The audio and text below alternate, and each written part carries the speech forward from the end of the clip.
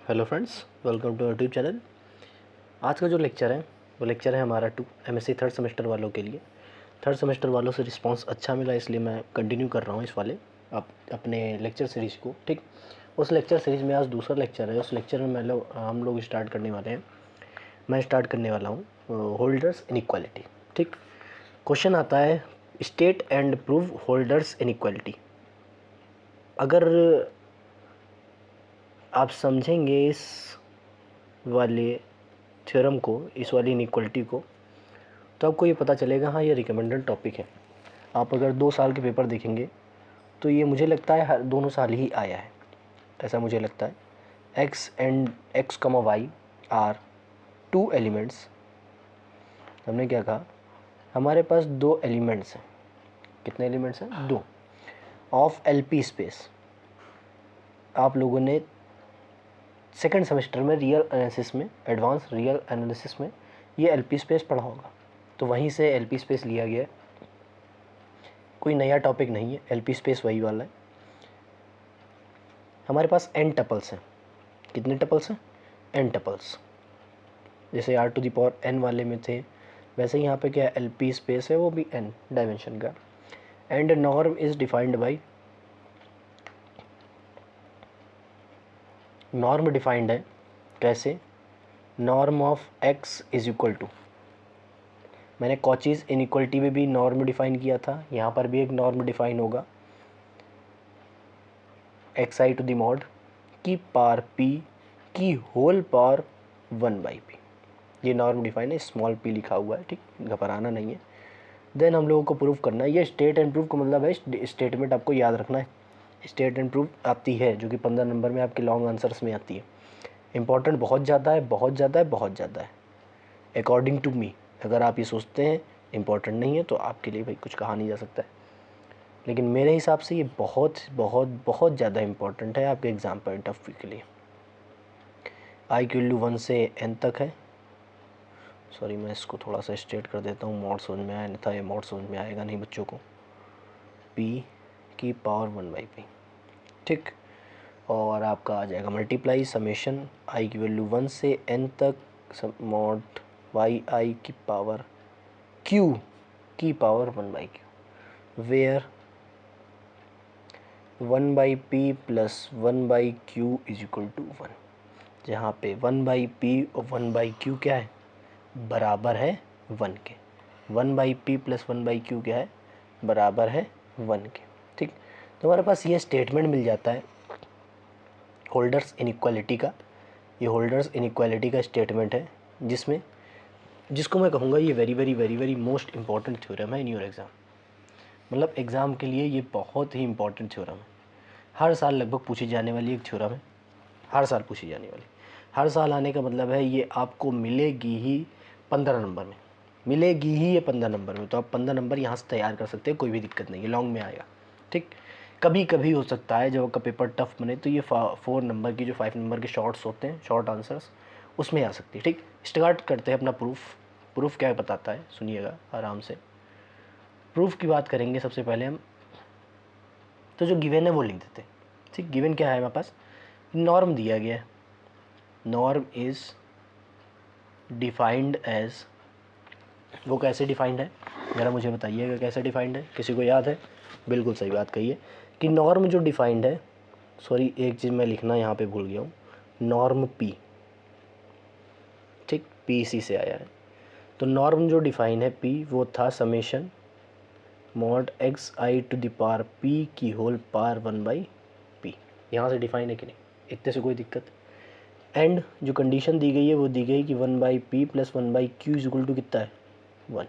ठीक, ऐसा है, ये चीज़ आप याद रखिए, 1 is greater than p comma q is less than infinity.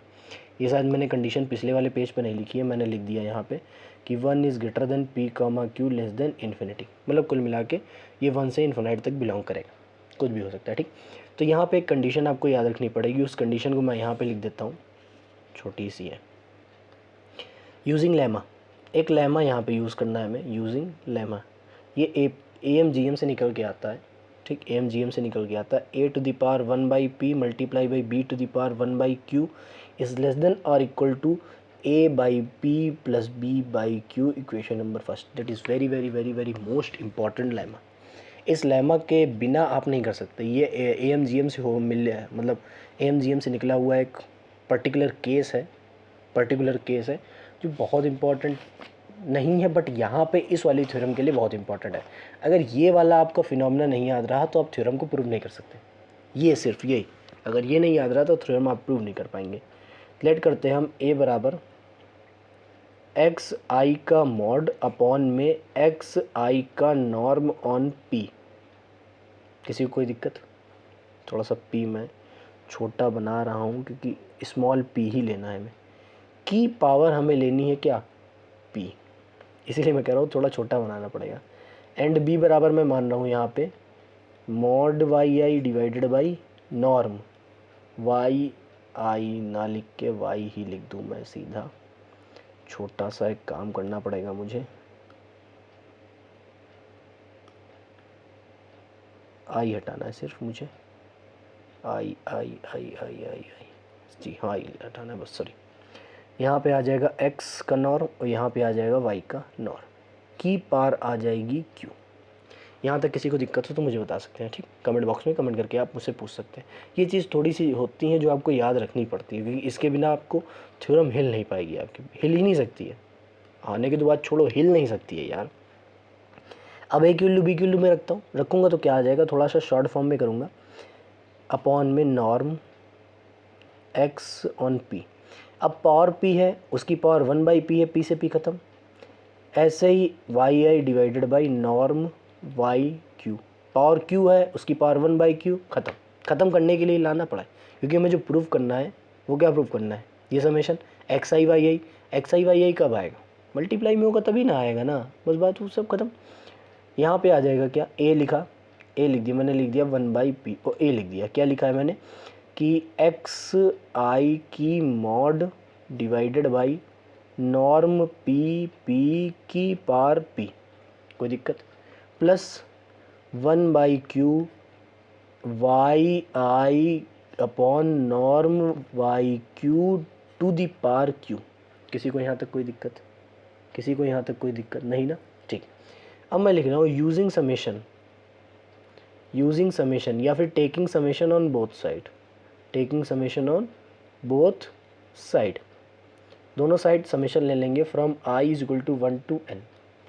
i जो लिमिट है वो कहाँ से कहाँ तक होगी, 1 से n तक। बहुत इंपॉर्टेंट इनइक्वालिटी, मैं बार बार इसी चीज़ के लिए बोल रहा हूँ। i की वैल्यू 1 से कहाँ तक ली गई है, n तक। हमारे पास जो मॉड है वो मल्टीप्लाई में शिफ्ट हो जाता है, तो पता ही है आप लोगों को। सब छोटी छोटी चीज़ें बताने की कोई आवश्यकता होगी नहीं। नॉर्म कहाँ पे है, p पर, नॉर्म कहाँ पे है, y पर।